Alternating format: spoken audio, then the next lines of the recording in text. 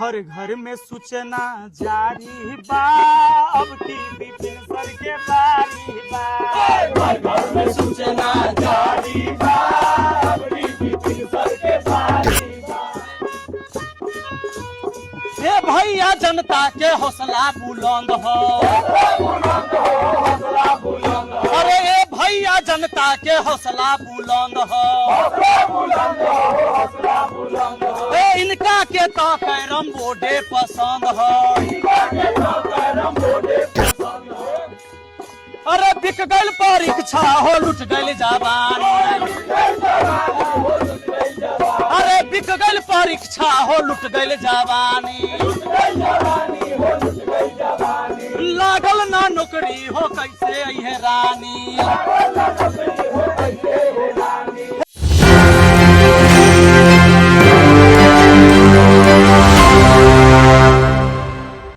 नमस्कार, न्यूज़ 24 में आपका बहुत बहुत स्वागत है।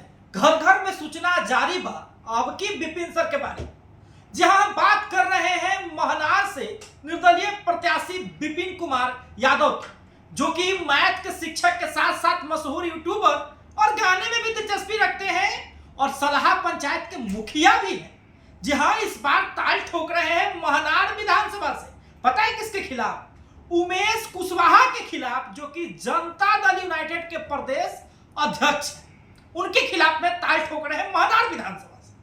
और एक व्यक्ति जो कि स्टार प्रचारक लाकर के प्रचार करवा नहीं रहा है, खुद ही प्रचार कर रहा है कि घर घर में सूचना जारी बा, अब की विपिन सर के बारी बा। तो चलिए विपिन सर के गाना विपिन सर के मुंह से सुना। हर घर में सूचना जारी बा, अब की विपिन सर के बारी बा। हर घर में सूचना जारी बा, अब की विपिन सर के बारी बा। घर घर में सूचना जारी बा, अब की विपिन सर के बारी बा। घर घर में सूचना जारी बा, अब की विपिन सर के बारी बा। अब की विपिन सर के बारी बा, अब की विपिन सर के बारी बा।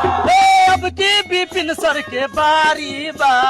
अब की विपिन सर के बारी बा। कि घर घर में सूचना जारी बा, अब की विपिन सर के बारी बा। घर घर में सूचना जारी बा, अब की विपिन सर के बारी बा। घर घर में सूचना जारी बा, अब की विपिन सर के बारी बा।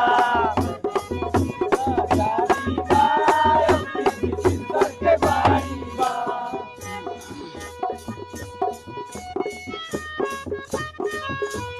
ए भैया जनता के हौसला बुलंद हो, हौसला बुलंद हो। अरे ए भैया जनता के हौसला बुलंद हो, हौसला बुलंद हो, हौसला बुलंद हो। ए इनका के तो कैरम बोर्डे पसंद हो, इनका के तो कैरम बोर्डे पसंद हो। इनका के तो कैरम बोर्डे पसंद हो। इनका के तो कैरम बोर्डे पसंद हो। कि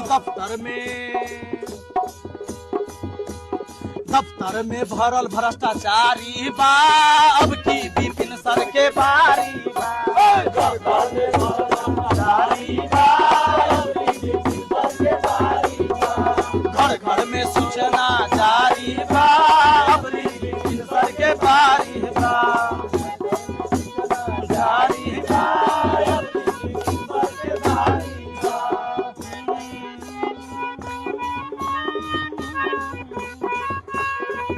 सुनिए भैया,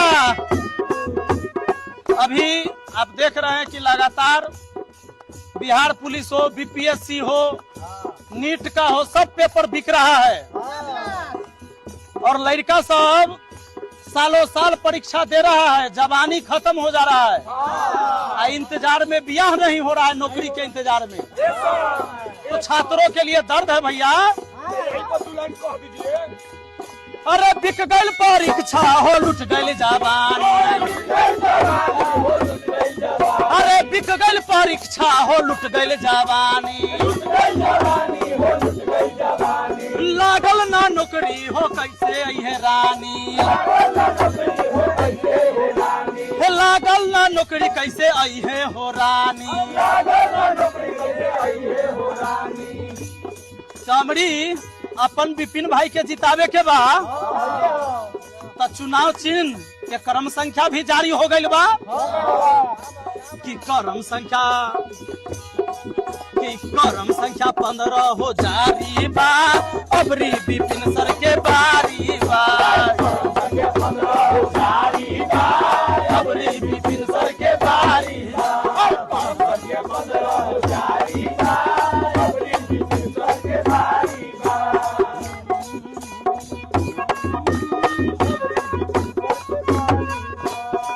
भैया। सबसे ज्यादा जब चुनाव आएगा तो आपको जाति पार्टी में बांटा जाएगा, धर्म मजहब में बांटा जाएगा, और चुनाव बीत जाएगा तो फिर ये सारा समस्या खत्म है। तो ये चुनाव वाला जो बीमारी है जाति धर्म वाला, तो जरा सुनिए। जाति धर्म वाला छोड़ा कहानी, ओ जाति धर्म वाला छोड़ा कहानी, कैरम बोर्ड हो आपन निशानी, हो कैरम बोर्ड हो आपन निशानी। तभी आप देख रहे हैं कि लगातार टूटलहवा सड़क, सरलहवा स्कूल, अब बीमार हॉस्पिटल। तो सुनिएगा कि जाति धर्म वाला छोड़ा कहानी, ए जाति धर्म वाला छोड़ा कहानी, कैरम बोर्ड हो अपन निशानी। विकास के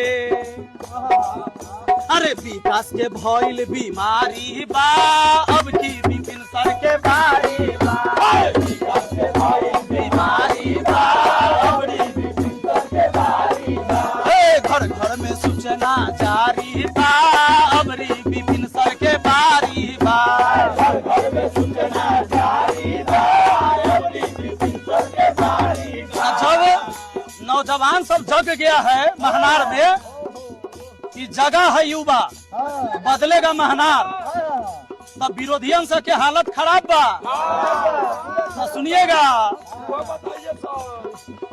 कि चढ़ल विरोधियन के पानी बा अबरी विपिन सर के बारी बा, चढ़ल विरोधियन के पानी बा अबरी विपिन सर के बारी बा, घर घर में सूचना जारी बा अबरी विपिन सर के बारी बा, अबरी विपिन सर के बारी बा,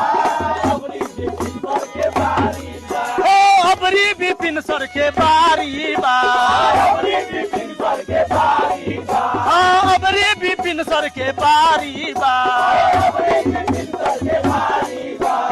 चढ़ल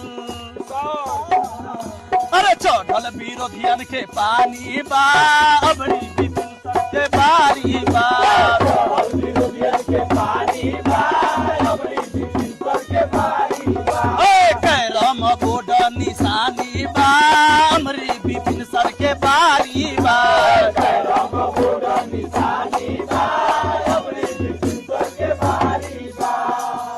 एकने ना ये तो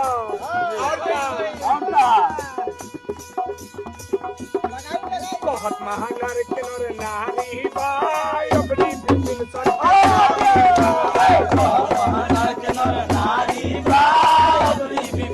के बारी बा।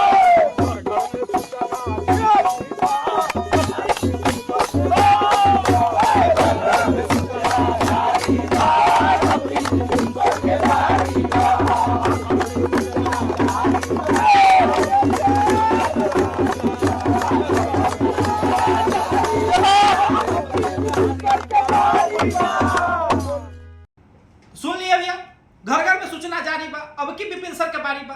देखिए इनका नाम विपिन कुमार यादव है। विपिन कुमार यादव यूट्यूब पर मैथ का टीचर है, एक तरह से आप कह सकते हैं, लेकिन अपने काम की वजह से, अपने स्वाभिमान की वजह से, जनता के शुभचिंतक होने के नाते एक बार आपको याद होगा डीएम जो थे यशपाल मीणा, उनसे भिड़ गए थे जाकर विपिन यादव, जाकर धरना दे दिए थे। आपको याद होगा कैमरा और माइक लेकर के पहुंच जाते हैं किसी भी जो है राशन की दुकान पर, कहते हैं कि 4 किलो कहे दे रहे हैं, 5 किलो दीजिए। इसी छवि के कारण जो है वो सलाह पंचायत से मुखिया भी बन पाते हैं और अब महनार से ताल ठोकते हैं कि हम विधायक भी बनेंगे। हालांकि कई बार कहा जा रहा था कि विपिन कुमार यादव राजद की तरफ से प्रत्याशी हो सकते हैं, लेकिन राजद ने इनको घास तक नहीं डाला और विपिन सर निर्दलीय खड़े हो गए। अब देखिए ना, जब सलाह से वो मुखिया का चुनाव लड़े थे तो खान सर प्रचार करने गए थे। इस बार भी खान सर उनका प्रचार प्रसार में आएंगे क्या? क्योंकि खान सर और सरकार की भी काफी कॉन्फ्लिक्ट चल रही है। लेकिन घर घर में सूचना जारी बा, अब की विपिन सर के बारी बा। वोट दीजिएगा कि नहीं ये बात अलग है, लेकिन ये गनवा कैसा लगा ये तो बता दीजिए। और देखते रहिए संदेश के लिए 1 न्यूज़ 24 सहयोगी चंदन कुमार के साथ। धन्यवाद।